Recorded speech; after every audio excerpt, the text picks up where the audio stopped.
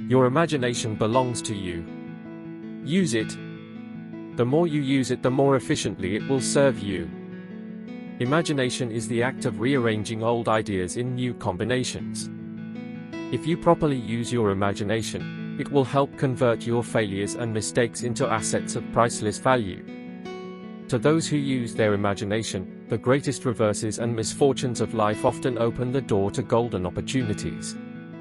You will never know what your capacity for achievement is until you learn how to mix your efforts with imagination. There are two ways in which you can profit by imagination. You can develop this faculty in your own mind, or you can ally yourself with those who have already developed it.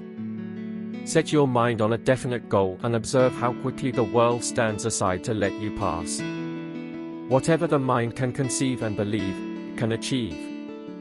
Cherish your visions and your dreams, as they are the children of your soul, the blueprints of your ultimate achievements. The only limitation is that which one sets up in one's own mind.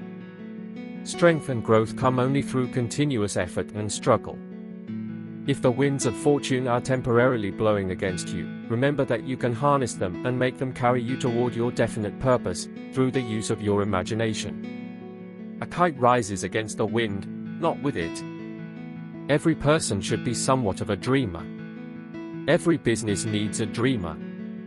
Every industry and every profession needs him. But the dreamer must be, also, a doer, or else he must form an alliance with someone who can and does translate dreams into reality.